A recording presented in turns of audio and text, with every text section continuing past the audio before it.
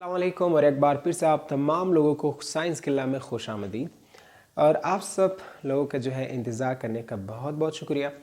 आज हम लोग वीडियो लेक्चर जो है उर्दू में कंटिन्यू करेंगे क्योंकि बहुत सारे दोस्तों और स्टूडेंट्स ने ये सजेशन दी और एडवाइस दी कि हम लोग अपनी वीडियो लेक्चर्स को उर्दू में रिकॉर्ड करें। तो आज का हमारा वीडियो लेक्चर होगा सीड जर्मिनेशन। जर्मिनेशन का मतलब है सीड से, बीज से प्लांट का बनना। So germination means growing of plant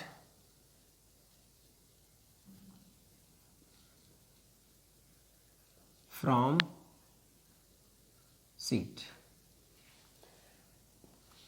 हम कहते हैं कि बीज से प्लांट किस तरह बनता है या कैसे बनता है, रिप्रोड्यूस होता है, इसे हम लोग जर्मिनेशन कहते हैं। या आप कह सकते हैं sprouting out of plant from the seed, that is called germination. Sprouting मतलब सीड से प्लांट का निकलना, ग्रो करना। वैसे नॉर्मली हमारे पास जो प्लांट्स हैं वो 3 तरीक़ों से रिप्रोड्यूस कर सकते हैं। सो प्लांट की जो रिप्रोडक्शन है वो 3 तरीक़ों से हो सकता है। नंबर 1 बीज के ज़रिए, सीड के ज़रिए। Number 2 spores. अब ऐसे प्लांट्स जो फ्लावर्स या फूल नहीं रखते, जिनके पास फूल नहीं होते, तो वो स्पोर्स के ज़रिए अपनी रिप्रोडक्शन कराते हैं। और जाहिर सी बात है सीड होते हैं फ्रूट में और फ्रूट बनता है फूल से। तो जो प्लांट्स जिनके पास फ्लावर्स नहीं है तो वो स्पोर्स के ज़रिए रिप्रोड्यूस करते हैं। Spores they are tiny powder like products. तीसरा तरीका है प्लांट की रिप्रोडक्शन के लिए, like we have vegetative parts, we call them as other parts. Other parts में हमारे पास है stem, leaves and roots. So बहुत सारे प्लांट्स हैं वो रिप्रोड्यूस कर सकते हैं by mean of stem, leaves and roots. तो ये हमारे पास ये जो पार्ट्स है इसे हम लोग वेजिटेटिव पार्ट्स कहते हैं। लेकिन आज का हमारा वीडियो लेक्चर होगा सीड जर्मिनेशन के हवाले से, यानी कि प्लांट्स किस तरह सीड के ज़रिए रिप्रोड्यूस होते हैं। और आपको पता है कि रिप्रोडक्शन क्या है। ये एक बायोलॉजिकल प्रोसेस है जो कि लिविंग ऑर्गेनिजम्स में होता है, जिसके ज़रिए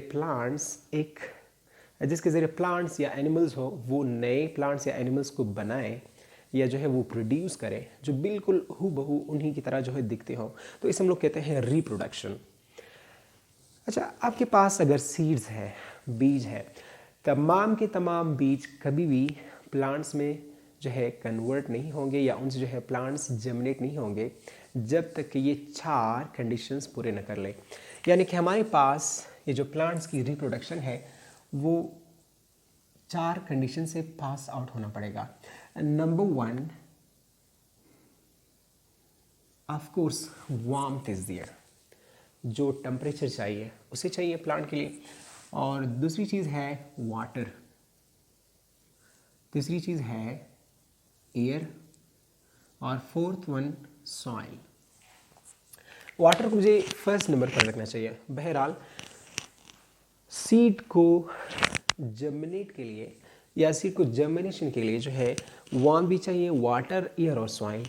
वार्म सीड को एक्टिव रखेगा और वाटर हम लोग यहाँ पर पढ़ेंगे सीड का जो कोट है और इसका जो सीड लीफ है दोनों को नरम करेगा ताकि सीड लीफ से जो एम्ब्रियो है या बेबी प्लांट है वो खुराक हासिल कर सके। और सीड कोट इसलिए नरम हो जाए ताकि जो रूट्स है उसको ब्रेक करके सॉइल में ग्रो करे। और तीसरी बात है air, of course for the breathing, सांस के लिए ज़रूरी है हवा। फोर्थ है सॉइल, हमारे पास जितने भी खुराक होगा बेबी प्लांट के लिए वो जो है सॉइल में ही होंगे, उसमें जो सारे न्यूट्रिएंट्स है वो सॉइल में ही होंगे। ओके, अब आते हैं सीड की जर्मिनेशन की तरफ। लेकिन सीड की जर्मिनेशन की स्टेप्स को समझने से पहले हमें सीड को देखना पड़ेगा कि सीड के अंदर है क्या हमारे पास।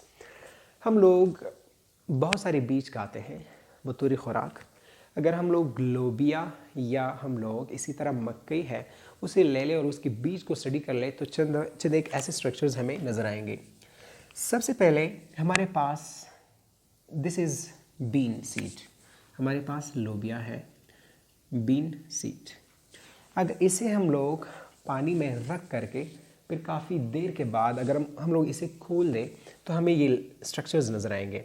ठीक है, सबसे पहले बीज की जो आउटर कवरिंग है जिसका काम है सीड को प्रोटेक्ट करना ताकि डैमेज ना हो, तो ये जो आउटर कवरिंग है इसे कहते हैं सीड कोट, जिसका सबसे बड़ा काम है प्रोटेक्शन, सीड को प्रोटेक्ट करना। तो यहाँ पर मैंने एक व्यू दिया है और यहाँ पर मैंने दोनों सीड की जो कॉटिलिडेंस है उसे मैंने खोल दिया है। अच्छा, इसके बाद हमारे पास जो दूसरा स्ट्रक्चर है सीड में वो है एक पत्ती नुमा का स्ट्रक्चर है जिसे कहते हैं सीड लीफ। ये हमारे पास है सीड लीफ। तो ये हमारे पास क्या है, सीड लीफ, जिसका दूसरा नाम है कॉटिलिडन। और यहाँ पर आप देख सकते हैं कि लोबिया में हमारे पास दो पत्ती नुमा स्ट्रक्चर्स हैं जिसे हम लोग सीड लीव्स कहते हैं या कॉटिलिडेंस कहते हैं। चूंकि दो कॉटिलिडेंस हैं इसीलिए हम उसे कहते हैं डाइकॉट। सो डाइकॉट सीड, तो इस बीज को हम लोग डाइकॉट सीड कहते हैं। कॉटिलिडन का या सीड लीफ का काम है ये जो बेबी प्लांट है हमारे पास इसे खुराक देना। ठीक है, तो ये इसका ज़ख़ीरा है खुराक का, इसे हम लोग कॉटिलिडन कहते हैं। तीसरा पार्ट है हमारे पास एम्ब्रियो। ये हमारे पास है बेबी प्लांट, ये हमारे पास है बेबी प्लांट, ये हमारे पास है बेबी प्लांट। तो ये बेबी प्लांट वही एम्ब्रियो है जिससे बाद में एक प्लांट बनेगा। और इसके दो पार्ट्स हैं, इसके जो ये शूट पार्ट है इससे स्टेम और लीव्स बनेंगे, और इसी तरह जो इसके डाउनवर्ड पार्ट है इससे रूट्स बनेंगे। अच्छा, इस तरफ एक और सीड, एक और बीज मैंने ड्रा की है और वो है एक ही दाना और वो है मक्कई का जिसे हम लोग मेज़ या कॉर्न कहते हैं। So this is corn seed. और इस सीड में भी let's have a quick overview. First of all, we have over here, we have the seed coat, and then secondly we have got over here the cotyledon, yeah, seed leaf, and third we have embryo, or you call them as baby plant.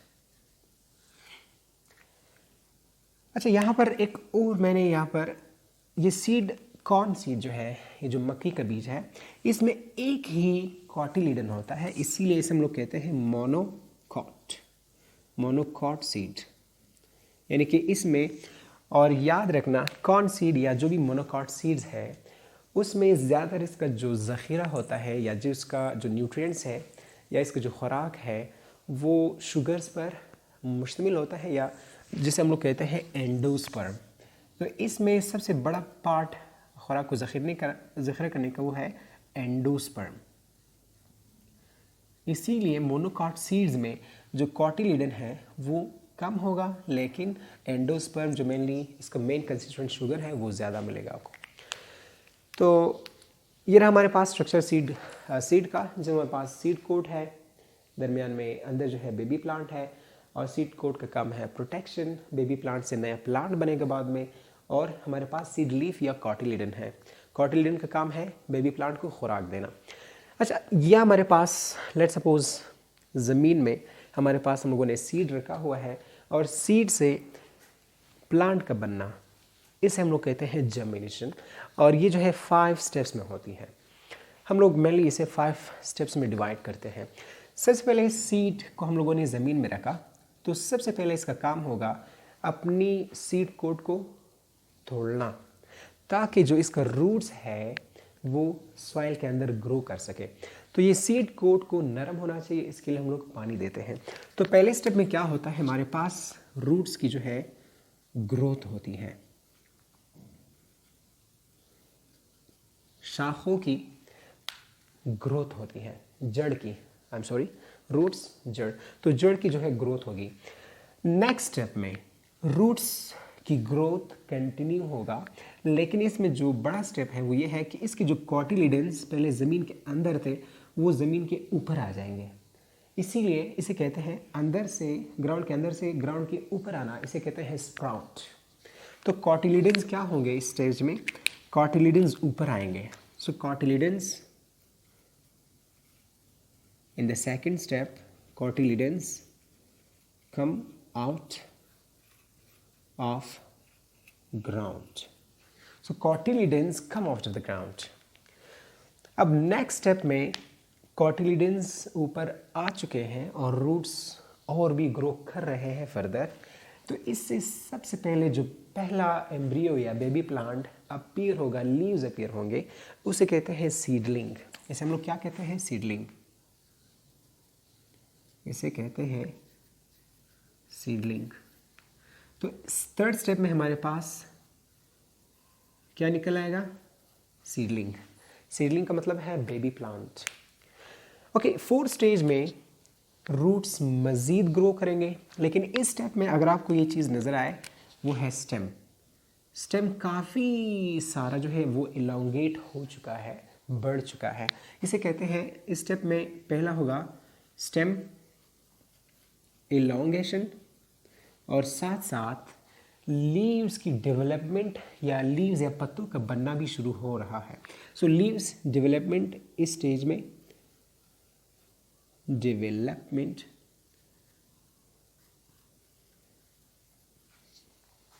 होगा। Last stage में अब पहले roots वो जो है grow हुए, grow होने के बाद कॉटिलिडन्स ऊपर आएगा, कॉटिलिडन से फिर जो है सीडलिंग अपीयर होगा, उसके बाद स्टेम थोड़ा इलोंगेट होगा और लीव्स की डेवलपमेंट शुरू हो जाएगी। लास्ट स्टेप में लीव्स मुकम्मल तौर पर डेवलप हो चुके होंगे और इसके अलावा जो कॉटिलिडन्स हैं वो नीचे गिर जाएंगे और तब हम कहेंगे कि सीड से प्लांट बन चुका है, जर्मिनेशन कंप्लीट हो चुका है। तो फिफ्थ स्टेप में लीव्स की जो डेवलपमेंट है, leaves develop completely and cotyledons या seed leaves, cotyledons fall off and we say the germination step, the germination process is complete. तो आप सबका जो है सुनने के लिए बहुत बहुत शुक्रिया एंड हम लोग कोशिश करेंगे कि हफ्ते में या कम से कम 2 हफ्ते में 1 या 2 वीडियो लेक्चर्स ज़रूर बन जाए। तो thanks for listening and stay blessed. अल्लाह हाफ़िज़।